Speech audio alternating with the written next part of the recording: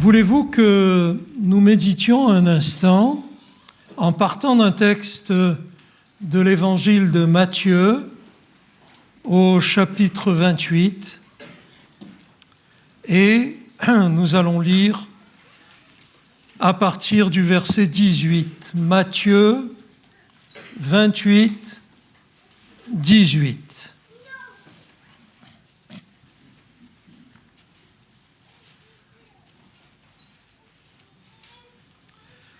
L'évangile de Matthieu, chapitre 28, verset 18.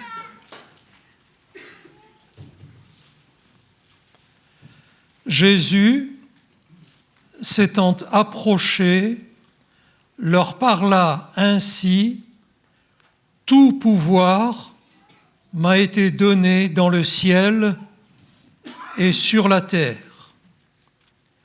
Allez, faites de toutes les nations des disciples, les baptisant au nom du Père, du Fils et du Saint-Esprit, et enseignez-leur à observer tout ce que je vous ai prescrit. »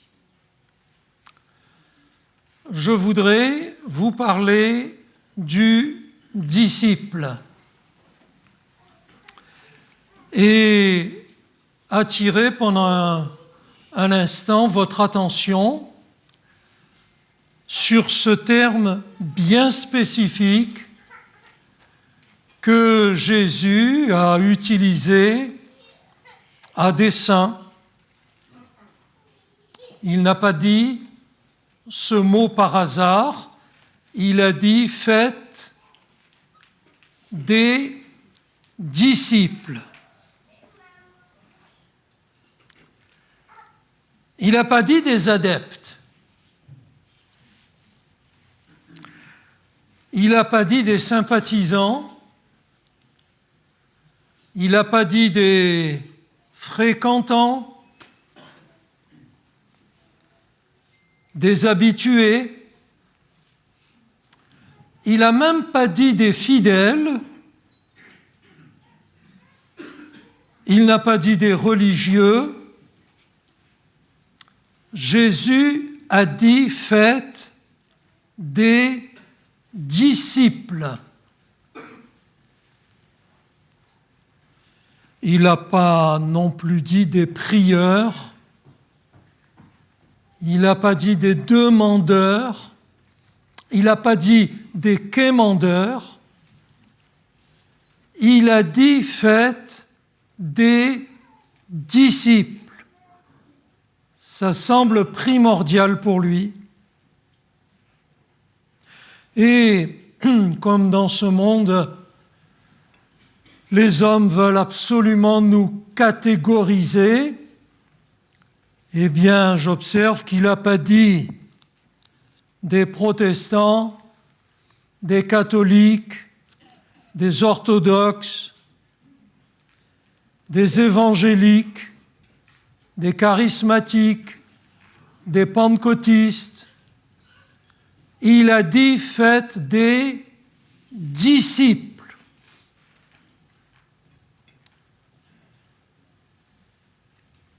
En fonction de certains courants véhiculés par la musique évangélique moderne, j'attire aussi l'attention sur le fait qu'il n'a pas dit « faites des amis ». Jésus est mon ami, oh, oh, oh.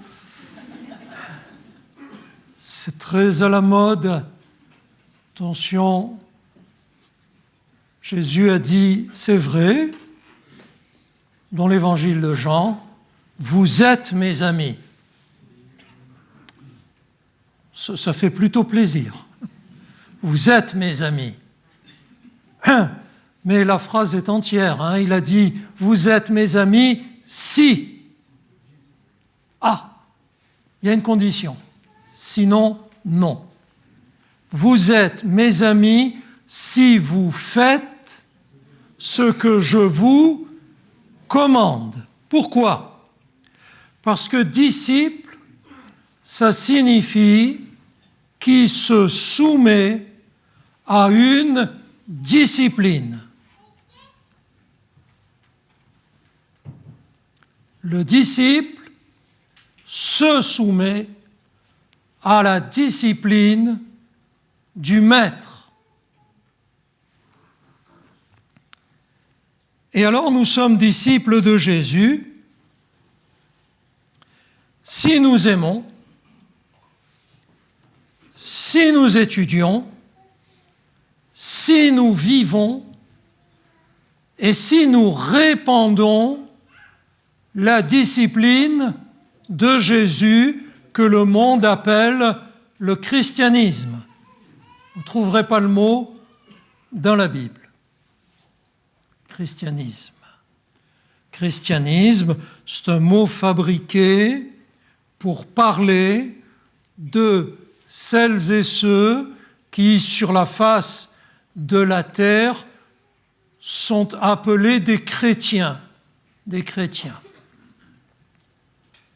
Mais ce que Jésus, lui, a demandé à ses propres premiers disciples, c'est d'en gagner d'autres.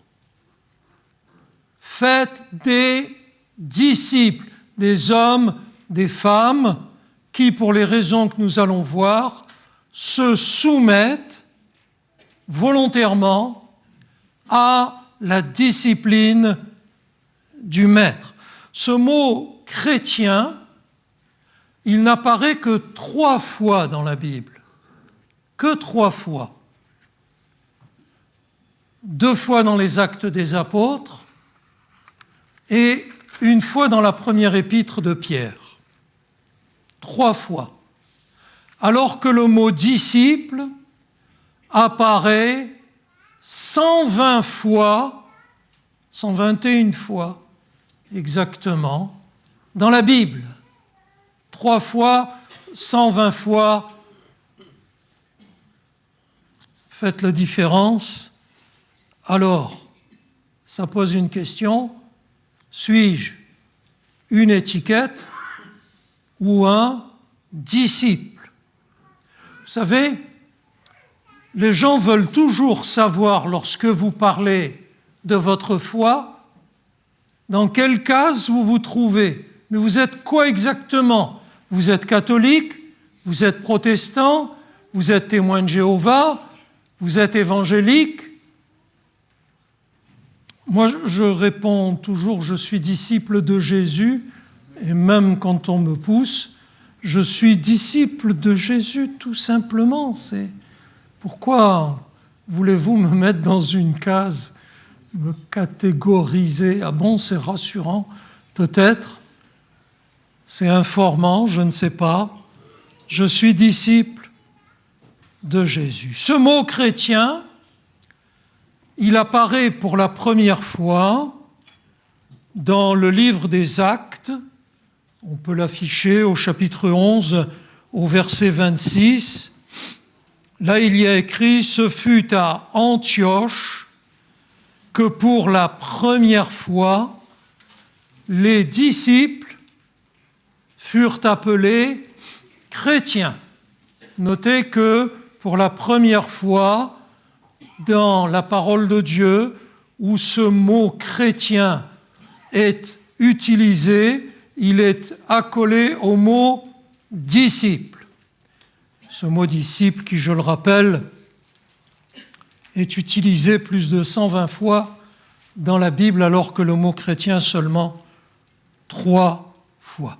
Ce fut à Antioche que pour la première fois, les disciples furent appelés chrétiens, parce que eux ne s'appelaient pas chrétiens entre eux.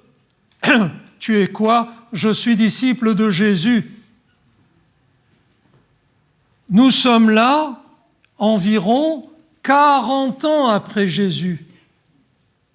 Et jusque-là, on a toujours dit de ces gens, ce sont des disciples. Il n'y a que le mot disciple utilisé jusque-là. Et puis là, à Antioche, j'imagine la situation. Dis-moi, qui sont ces gens différents là? Qui sont ces gens qui se rassemblent? Qui sont ces gens qui parlent d'un maître? Qui sont ces gens qui parlent de Jésus? Ah, eux là, tu veux dire? Ah ben, ils sont comme Christ. Parce que c'est ce que le mot chrétien signifie. Cherchez son étymologie, cherchez dans le texte original, cherchez dans le contexte. La meilleure définition, c'est « ils sont comme Christ ». Parce que les disciples de Jésus, ils sont comme Christ. Je l'espère aussi pour nous. C'est le monde qui les appelle comme ça, parce qu'il les voit comme Christ. La réponse, ce n'est pas parce qu'ils parlent de Christ, mais parce qu'ils sont comme Christ. Le disciple de Jésus, il est comme Christ. Alors, si vous le voulez bien, on va voir quelques principales caractéristiques du disciple. Disciple, celui qui se soumet à la discipline de Jésus. Désolé pour celles et ceux que je bouscule peut-être un peu parce qu'ils avaient une idée plus superficielle, plus sympathique du disciple de Jésus, mais le disciple de Jésus, tout d'abord, il aime le Maître. C'est sa motivation. Premièrement, le disciple aime le Maître. Il n'est pas motivé par l'intérêt. Il n'est pas là parce qu'il est à la recherche de bénédiction, de guérison qu'il a trouvé ou croit avoir trouvé en Jésus prioritairement une source d'intérêt, une source d'avantage, de protection, de bénédiction, de guérison. Sa première motivation, c'est l'amour. Le disciple de Jésus, il aime le Maître. Le disciple de Jésus, il n'est pas un convaincu, il est un disciple. Ce n'est pas son intellect qui l'a convaincu que oui, c'est vrai, ça doit être vrai. Sa motivation ne passe pas par la raison, elle passe par le cœur. Par le cœur. Dieu nous a fait avec une raison, c'est sûr, et nous ne sommes pas des bénis oui. Nous réfléchissons, nous cherchons, mais nous suivons Jésus parce que nous l'aimons.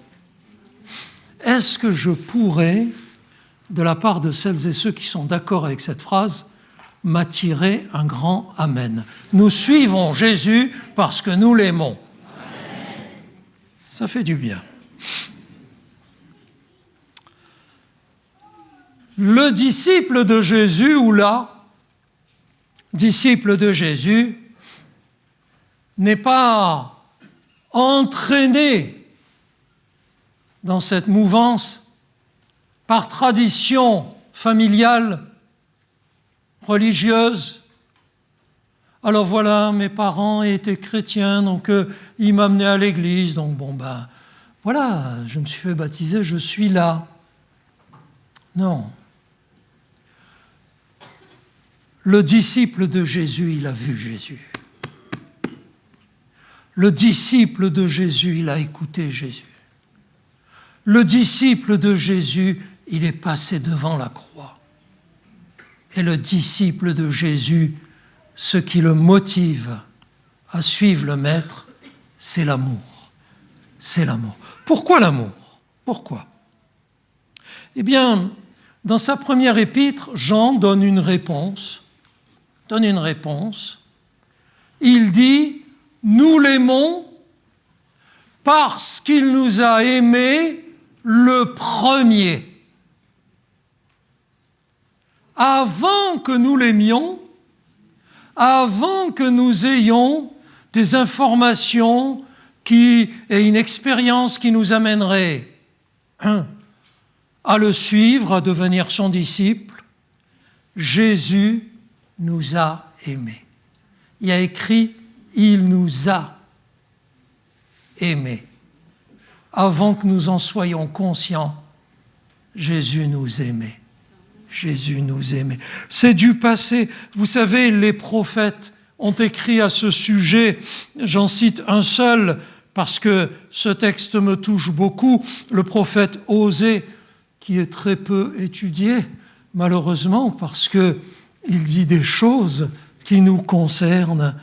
Et le prophète Osée met ses paroles dans la bouche de Dieu. Je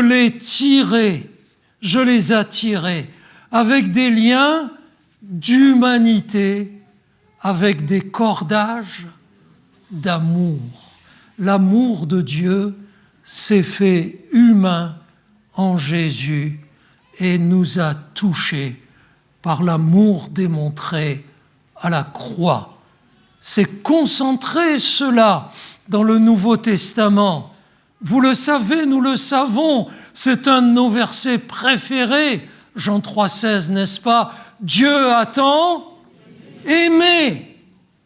Aimer. La motivation, c'est l'amour. La motivation de Dieu nous concernant, te concernant, c'est l'amour.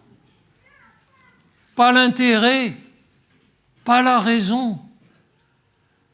Dieu a tant aimé le monde qu'il a donné son Fils unique, Jésus, afin que quiconque croit en lui, vous connaissez le texte, ne périsse point, mais qu'il ait la vie éternelle. Et dans ce concentré du plan de salut de Dieu, concentré en un seul verset, on voit que le Père et le Fils sont dans la même motivation nous concernant, l'amour, l'amour, l'amour. C'est ce qui motive le disciple de Jésus. Il suit le Maître par amour. Alors, qu'est-ce qui me motive à suivre Jésus? Pourquoi suis-je là? Pourquoi est-ce que je prétends être un disciple de Jésus? C'est parce que je l'aime, et je l'aime parce qu'il m'a aimé le premier. Et il m'a aimé au point de donner sa vie, son sang, ses souffrances pour moi sur la croix. Deuxième particularité du disciple, le disciple apprend.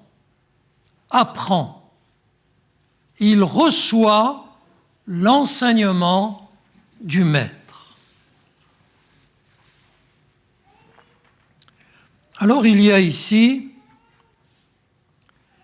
des frères et sœurs qui étaient dans le Seigneur bien avant moi, donc au-delà de 58 ans, de marche avec le Seigneur, et nous devons reconnaître humblement que nous avons tellement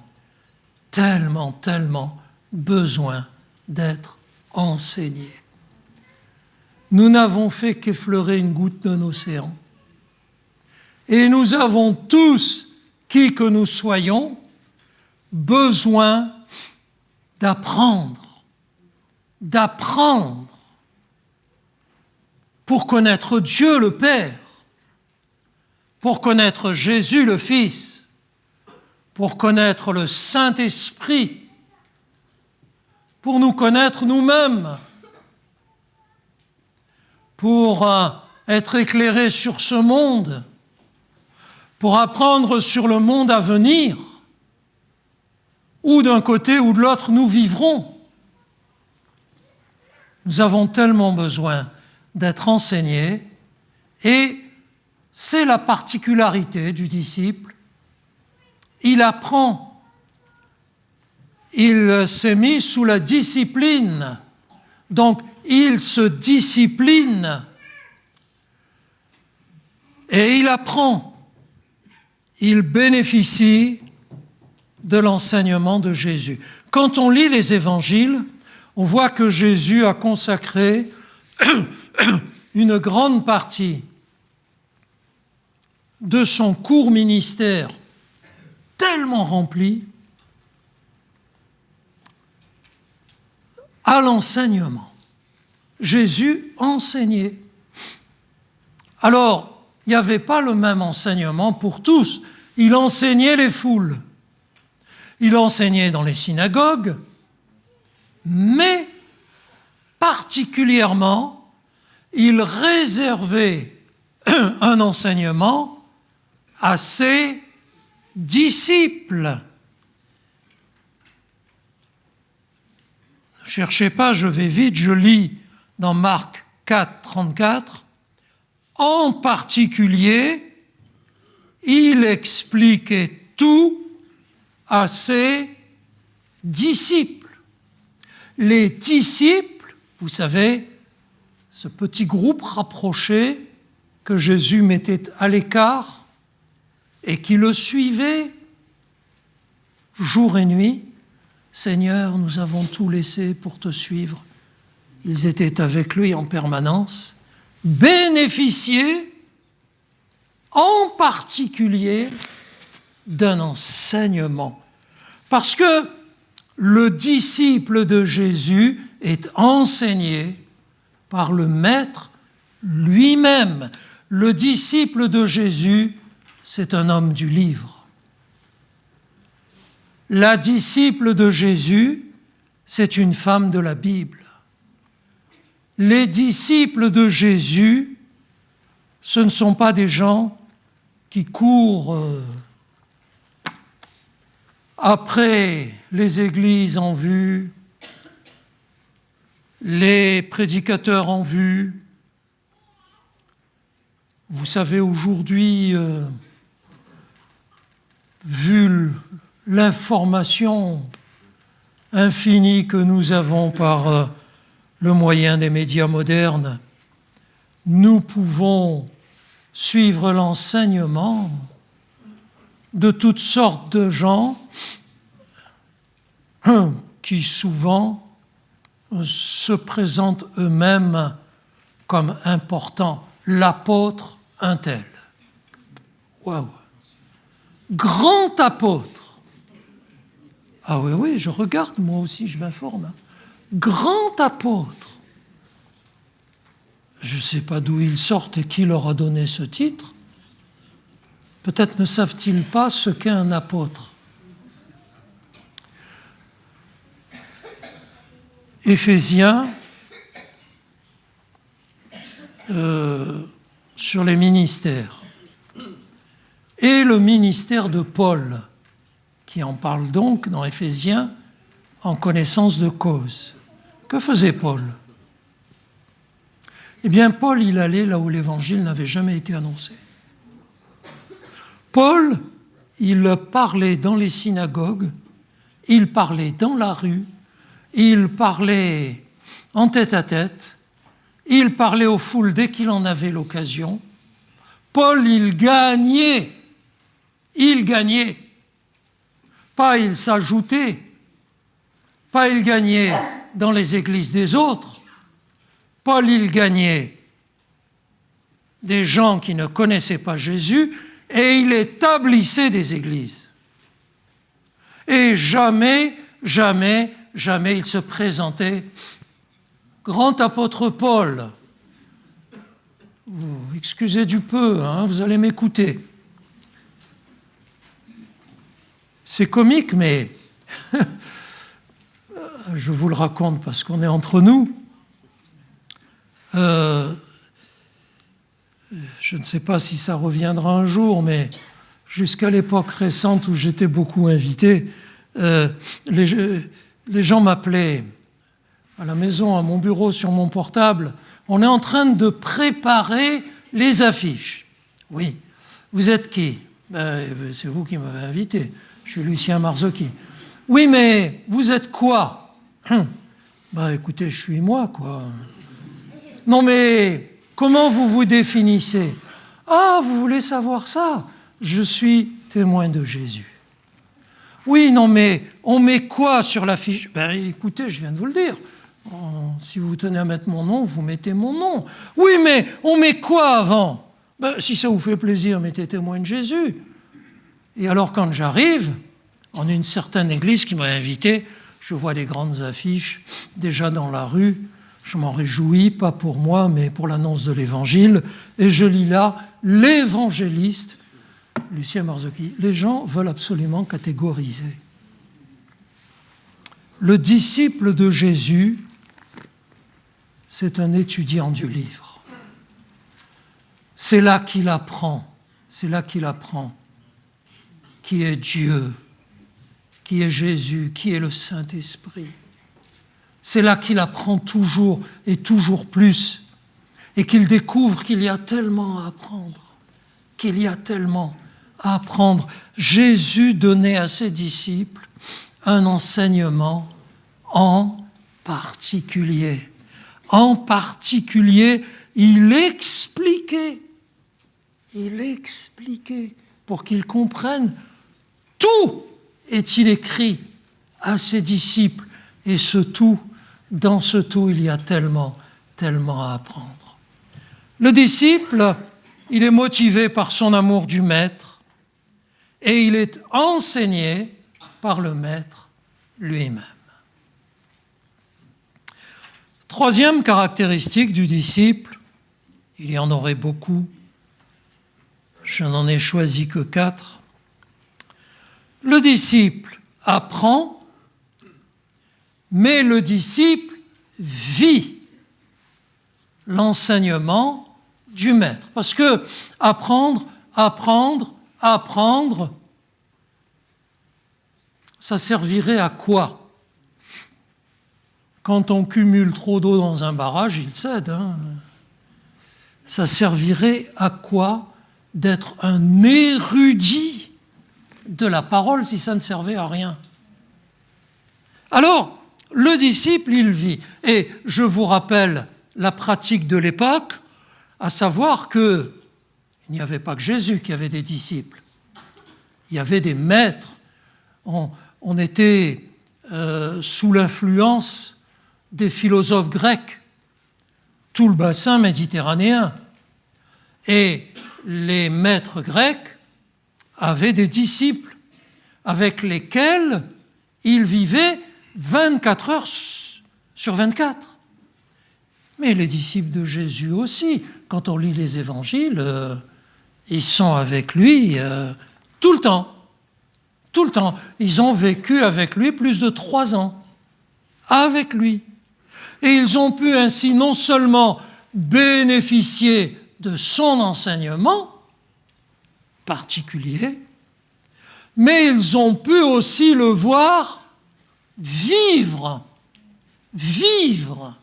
Ils ont pu voir Jésus pratiquer, se comporter, agir, réagir. Ils ont pu donner des détails sur Jésus parce qu'ils ont vécu avec lui. Je vous rappelle la question à Antioche, 40 ans après Jésus. Qui sont ces gens? Ils sont comme Christ. Ils vivent comme Christ. L'enseignement de Jésus, il est à mettre en pratique. L'enseignement de Jésus, il est éminemment pragmatique. Ce n'est pas un enseignement du dimanche matin. On ne vient pas là recevoir un condensé en quelques minutes d'un enseignement qu'on appréciera ou pas et que l'on oubliera en passant la porte. C'est pas chrétien le dimanche matin, non chrétien toute la semaine. Le disciple vit avec Jésus, et si vous me permettez l'expression, il vit à la Jésus. Tout le temps, 7 jours sur 7, 24 heures sur 24, parce que l'enseignement du disciple est destiné à ce que le disciple vive l'enseignement. Jean 13, 17, « Si vous savez ces choses, dit Jésus, vous êtes heureux si vous les savez, pourvu que vous les pratiquiez. » En toute situation, à la maison, au travail, avec les voisins, avec les connaissances, dans la famille, tout le temps, quand il y a des décisions à prendre, dans les moindres détails, comme dans les plus importantes décisions. Si vous savez ces choses, vous êtes heureux, pourvu que vous les pratiquiez. Et là, on l'a vu quand Jésus donne ses dernières recommandations à son petit groupe de disciples et qu'il leur dit d'en gagner d'autres, il dit « Enseignez-leur à observer tout ce que je vous ai prescrit. » C'est pratique. C'est pratique. Le disciple de Jésus, il vit ce qu'il a appris. Vous voyez ? Il y a un enseignement pour tout dans notre vie de chrétien. Tout. Autrefois, je ne sais pas s'il est réédité, réimprimé, il y a longtemps, une cinquantaine d'années, il y avait un petit livre qui circulait bien dans nos milieux qui s'appelait « Que ferait Jésus à ma place ?» C'était très pratique, très pragmatique. Et au fond, c'est ça. Et au fond, c'est ça, le vrai christianisme, le vrai discipulat. C'est que ferait Jésus à ma place? Parce que je veux le faire. Parce que je veux le faire. Enseignez-leur à observer tout ce que je vous ai prescrit. Où trouvons-nous tout ce que Jésus a prescrit?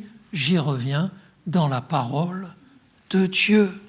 Le disciple ne se contente pas d'accumuler des connaissances, il obéit à tout ce que dit le maître. Il se soumet à la discipline du maître.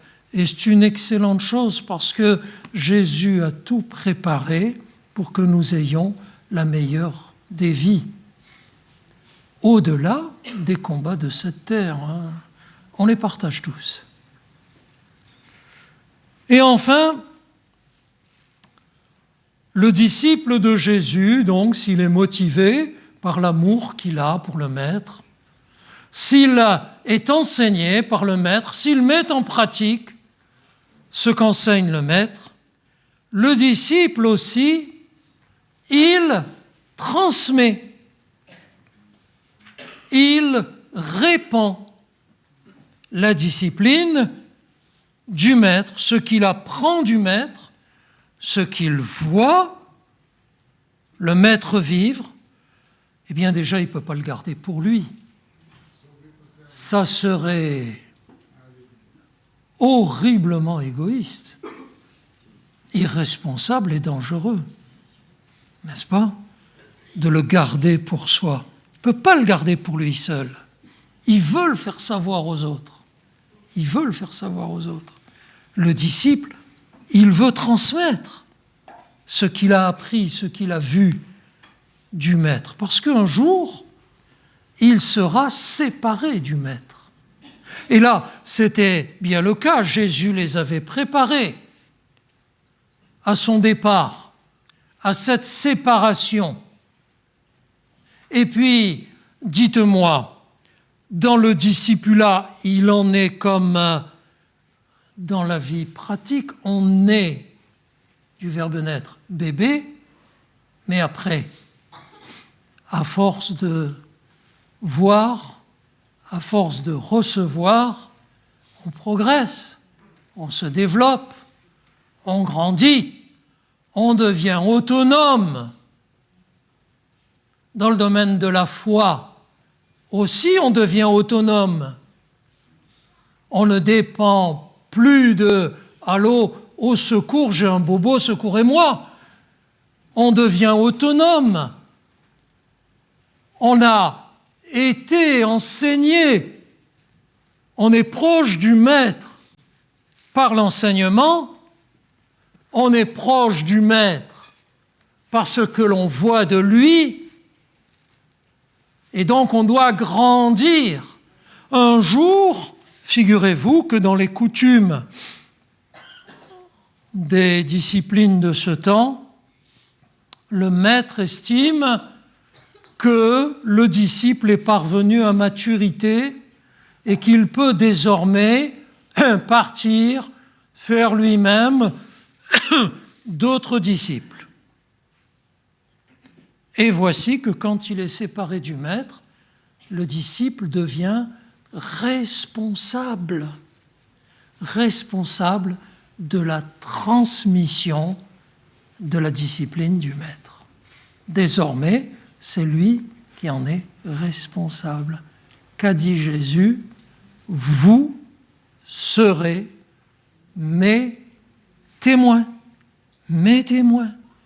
responsables de la transmission, responsables de l'expansion, responsables de l'ensemencement, responsables du témoignage de ce que nous savons du Maître, de ce que nous voyons chez le Maître, de ce que ça nous a apporté, responsable de la vie et de l'enseignement du Maître. Acte 2, vous serez mes témoins jusqu'aux extrémités de la terre. C'est-à-dire que, en plus aujourd'hui par Internet, c'est possible à chacun, dites. Ça, autrefois, on avait l'excuse de dire « oui, mais je ne suis pas appelé à être missionnaire, je ne suis pas appelé à être évangéliste ». Aujourd'hui, on a tous la possibilité de répandre l'évangile de Jésus-Christ. Je conclus rapidement et je laisse ces quelques réflexions sur votre cœur. La première et la plus importante, nous avons lu Matthieu 28, 18 à 20, c'est que Jésus veut des disciples. Il veut des disciples. En trouvera-t-il en nous ce matin? Il veut des disciples qui le suivent par amour. Chaque fois que vous voulez que votre amour pour le Seigneur grandisse, regardez à la croix. Regardez à la croix. Vous voyez-le cloué, vous voyez-le hué, vous voyez-le maudit, vous voyez-le craché, vous voyez-le dépouillé, vous voyez-le saignant, vous voyez-le pleurant, et je vous garantis que votre amour va encore grandir pour lui. Nous l'aimons parce qu'il nous a aimés le premier. Jésus veut des disciples qui cherchent toujours mieux à le connaître et qui se placent donc au bénéfice de son enseignement particulier réservé à ses disciples. Ça dépend de nous, c'est nous qui prenons la décision et qui nous disciplinons. Ma foi ne dépend pas de la foi des autres. J'en suis le responsable. Jésus veut des disciples qui vivent comme lui. Qui vivent comme lui. Dans la même paix. Oh, c'est pas facile de vivre en paix avec tout ce qui nous arrive. C'est vrai, hein? C'est vrai. Au plan mondial, au plan individuel, on peut vivre des choses qui s'attaquent, qui s'acharnent contre notre paix, mais Jésus a dit « Je vous laisse ma paix ». Alléluia. Je vous laisse, elle est à moi. Elle est à moi. Jésus veut des disciples qui vivent comme lui, dans la paix, dans l'amour des autres. Oh ouais, mais alors, si vous connaissiez une telle, si vous connaissiez un tel, ben oui, mais peut-être n'avez-vous pas eu son enfance, ses parents, s'il en a eu, ses expériences. Il y a toujours quelque chose qui explique que quelqu'un ne soit pas aimable. C'est justement celui-là que Jésus aime. Et nous, Jésus veut que nous soyons des disciples qui vivent comme lui, dans l'amour, dans la droiture, dans la pureté, dans la sainteté. Et Jésus veut des disciples qui parlent de lui, pour que d'autres deviennent à leur tour disciples de Jésus. Disciples de Jésus. Il compte sur nous pour augmenter le nombre des disciples. Pas pour augmenter le nombre des adeptes, ça a très peu d'importance. Vous savez, il faut toujours compter. Il y aurait aujourd'hui 1,2 et quelques millions de chrétiens, bien catégorisés chrétiens sur la terre. Et alors, Dieu le sait. Parce que lui, il regarde et il sait qui est disciple et qui ne l'est pas. Et qui a une étiquette, simplement. Ce matin, Jésus veut des disciples. Les trouvera-t-il en nous? Que le Seigneur nous convainque par son Saint-Esprit. Amen. Je vous invite à prier, bien-aimés. Recueillons-nous un instant dans le silence de notre cœur, seul à seul avec Dieu.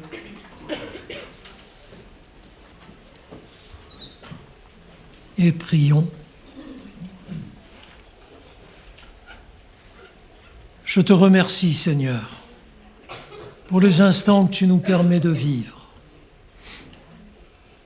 Nous voyons par tous les médias de ce monde tout ce qui arrive comme calamité, comme guerre, comme persécution, comme haine, comme incitation à la haine. Sur cette terre, toute cette insécurité qui nous entoure, qui nous enveloppe de plus en plus.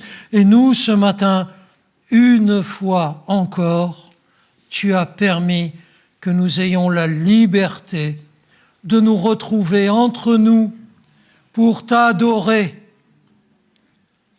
pour te louer, pour te dire, vois Seigneur, nous sommes présents devant toi. Nous avons fait cette démarche parce que nous t'aimons, parce que nous voulions être là et te dire, regarde Seigneur, je t'aime. Seigneur, quel privilège une fois encore. Quel privilège également d'avoir pu ouvrir le Saint-Livre, la Bible, réellement ta parole dont Jésus a dit qu'elle était la vérité, d'avoir pu en prendre une miette et la partager entre nous. Et là, maintenant, je compte sur ton Saint-Esprit pour multiplier les pains, pour parler en particulier à chacun de tes enfants, à chacun de tes disciples. Donner le pain de vie, celui qui nourrit notre âme, celui qui nous fait grandir dans la foi, celui qui nous apprend à mieux te connaître, Père éternel, mieux te connaître, Jésus, Fils de Dieu, mieux te connaître, Saint-Esprit, qui nous enseigne, qui nous conduit. Seigneur mon Dieu, merci pour ces instants. Je te demande que ta parole perdure, germe, grandisse dans notre cœur, que nous soyons dignes d'être tes disciples aux yeux du monde, que l'on puisse dire, ils sont comme Christ, il est comme Christ, elle est comme Christ. Disciple, ce disciple qui t'aime, Seigneur, ce disciple qui reçoit tant de toi, ce disciple qui veut de tout son cœur vivre selon tes enseignements, ce disciple qui répand par sa parole, par ses actions, par son comportement, tout ce qu'il a reçu de toi. Que ton nom soit béni, Seigneur, au nom de Jésus. Amen. Que Dieu vous bénisse.